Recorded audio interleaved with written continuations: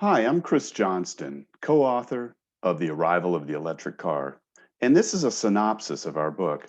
So why, after all of these years, are we finally seeing an electric vehicle revolution? For those of you in marketing, you know the importance of overcoming objections. Objections are reasons why a prospective buyer will not buy your product. For electric vehicles, I believe there are three: price, range, and design. The major cost driver for electric vehicles is batteries. In 2010, the cost of lithium ion batteries per kilowatt hour was $1,000. By 2019, that cost had fallen to $156 per kilowatt hour, and it continues to fall.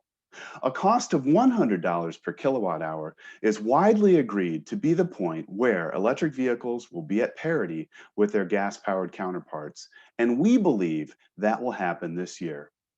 Another cost driver is production economy of scale. Nissan made inroads with its Leaf, but Tesla proved that EV quantities could be reached by shipping over 50,000 Tesla Model 3s in the fourth quarter of 2019.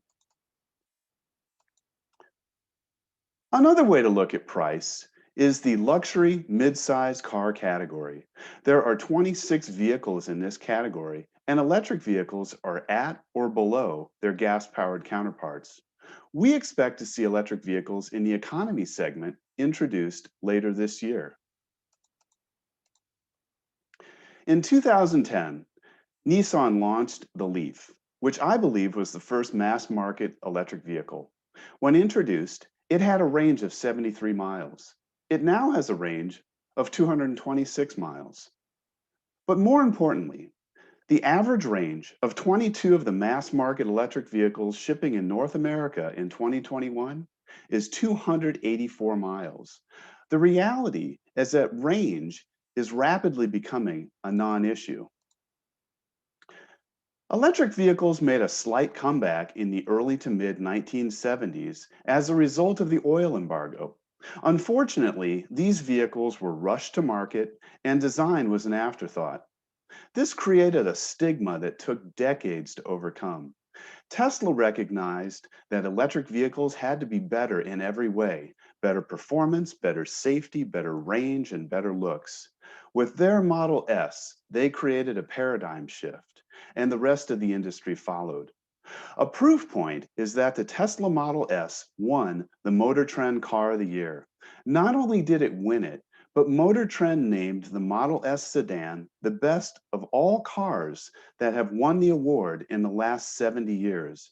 This is truly amazing when you consider how political the automotive industry is and the subjectivity regarding who wins what. I do believe that when we look back 10, 15, or 20 years from now, we will see this as a turning point. In addition to a variety of new vehicles, we are seeing much greater demand for electric vehicles.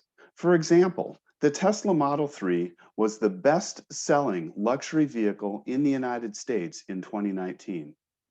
Other cars in this category include the BMW 3 Series, the Audi A3, and the Volvo 90 Series. Even more telling is that during the first quarter of 2020, the Tesla Model 3 became the #1 selling car in California, displacing the much cheaper Honda Civic. We wanted to include a chapter about the history of electric vehicles because it's so interesting. It all started with Michael Faraday, who built the world's first electric motor in 1821. This resulted from his prior discovery that a magnetic field can generate an electric current. Either Robert Anderson from Scotland or American Thomas Davenport invented the first electric car around 1835. And 40 years passed from the creation of the first electric car to the first gasoline-powered car. The first 6 recorded land speed records were all held by electric vehicles. As a matter of fact, an EV was the first vehicle of any kind to drive faster than 100 kilometers an hour. That's about 62 miles an hour. That's the vehicle shown on the left. One of the first successful EV manufacturers was Baker Electric. Their first model was the two-seater Imperial Runabout, shown on the right. Thomas Edison bought one of these as his very first car. In 1909, Emil Gunfeld, an engineer with Baker Motor Vehicle Company, drove his Baker Electric Roadster 160 miles on a single charge. This would have been impressive in 2009, let alone 1909. The 1912 Baker Electric Victoria was used by 5 first ladies of the United States. Back then, women liked electric vehicles because they were quiet, clean, and much more reliable than their gas-powered counterparts. Does that sound at all familiar? You can argue that electric vehicles are better than gas-powered vehicles in every way. They are quiet, which creates an enjoyable experience. You can hear music much better, and it's easier to converse with people in the cabin. They have instant acceleration, which not only makes them fast, but also makes them enjoyable to drive because they do not have that mechanical lag. Their motors generate 100% of their torque or twisting force as soon as they start spinning, as opposed to internal combustion engines that need time to spin up. Because their motors are capable of spinning much faster and don't need to stay within a certain RPM range to maintain maximum power output, electric vehicles do not need a transmission. I like to joke that most EVs can go 140 miles an hour in first gear. We hear a lot about how EVs are green, but here's a truly amazing fact. In addition to the gasoline that they burn, internal combustion engine vehicles use about the same amount of electricity as EVs do. That's because producing gasoline or diesel fuel is an energy intensive process. It takes about 5 kilowatt hours of electricity to drill for, extract, transport, and refine a gallon of gas. Pump jacks, shown in the picture, are a popular way of extracting oil from the ground. They're scattered all over the planet. The vast majority are driven by large electric motors, which require a lot of electricity.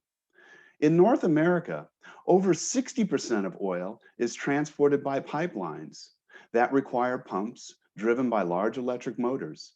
And of course, refineries consume a lot of electricity. So, whenever you burn a gallon of gasoline, you're also consuming the electricity that was used to produce that fuel. That's pretty crazy. EVs are much cheaper to own and operate. Sometimes I feel like I'm cheating by owning an electric vehicle. An internal combustion engine vehicle will cost about 4.5 times more to operate and maintain than a comparable electric car. You will save about $5,000 over 5 years. It costs a little over $3 to drive a typical EV 100 miles. And because of regenerative braking, EV owners are consistently getting over 150,000 miles on their brakes. When it comes to reliability, EVs are much less complex. There are about 2,000 moving parts in an internal combustion engine and transmission versus about 20 moving parts in the typical electric vehicle. And every moving part is a potential point of failure. Electric vehicles are also safer. The United States National Highway Traffic Study tests car models to assess how safe they are. In their 49-year history of testing cars, the Tesla Model 3 is the safest, meaning it has the lowest probability of injury in a crash. The fact is that most EVs are inherently safer for a couple of reasons. First, due to their typical battery placement, electric vehicles tend to have lower centers of gravity than gas-powered cars. Having a lower center of gravity makes an EV less likely to roll over. This is important because, according to the US Department of Transportation, rollovers have a higher fatality rate than other kinds of crashes. And secondly, an EV motor is much smaller and lighter than a gas or diesel engine. This small size enables EV manufacturers to increase what's called the crumple zone, an area in the front of the car that can absorb the energy of impact instead of the passenger compartment. Why do we hear so many myths about electric vehicles? It's partly due to misinformation campaigns. For example, according to the Washington Post, one fossil fuel interest group has committed to spending up to $10 million a year to spread misinformation about electric vehicles and bolster a positive public image of fossil fuel usage. There are a lot of myths floating around, and I picked a few of my favorites. The first falls into the category of the more audacious a mistruth, the more likely it is to stick. The first myth is that EVs are not greener than gasoline or diesel powered cars. Yes, in some cases, fossil fuels are burned to generate the electricity used to charge electric cars. But this highlights two of electric vehicles' many advantages. They are much more efficient than gas-powered vehicles, and the electric grid is getting greener. EVs will continue to get greener as the power grid gets greener. Internal combustion engine vehicles will remain dirty. Wind, solar, and hydro sources are expected to supply almost 50% of total US electricity supply by 2030, up from a little over 20% today. According to the US Department of Energy, electric vehicles are 2 to 3 times more efficient than gas-powered vehicles. So, even if electric cars are recharged with electricity generated by fossil fuel-based sources, their motors are much more efficient at transferring the energy stored in their batteries into motion. That means much less waste and a much better deal for the environment.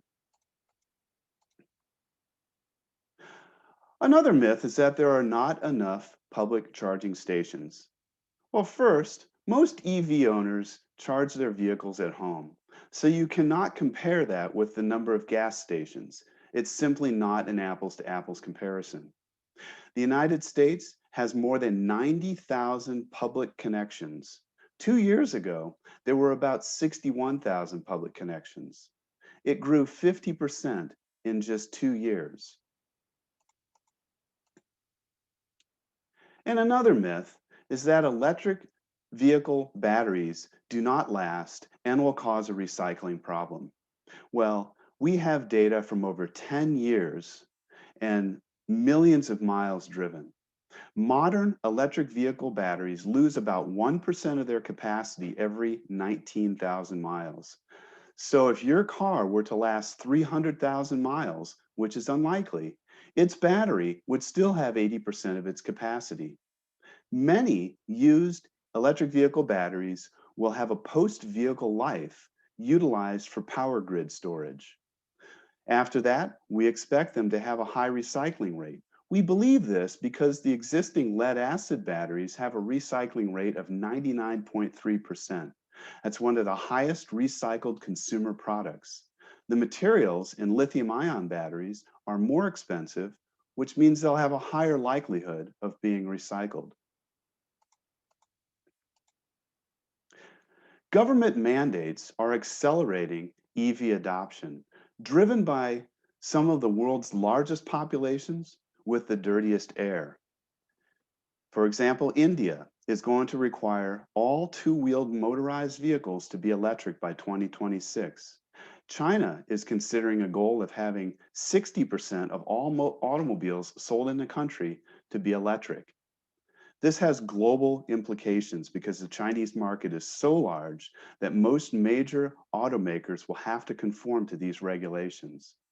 Over 30 countries, including the UK, plus California, plan to ban petrol and diesel cars in 2035.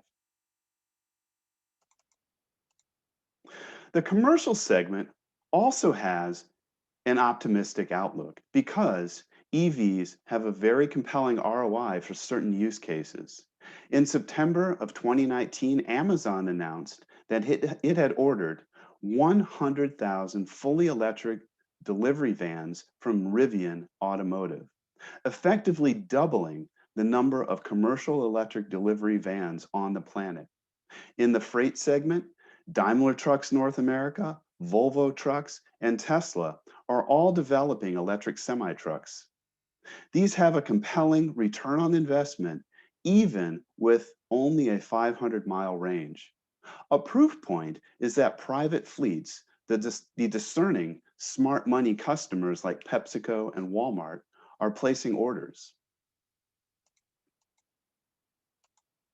So I hope you've enjoyed this synopsis and keep an eye out for EV developments. We are definitely witnessing history.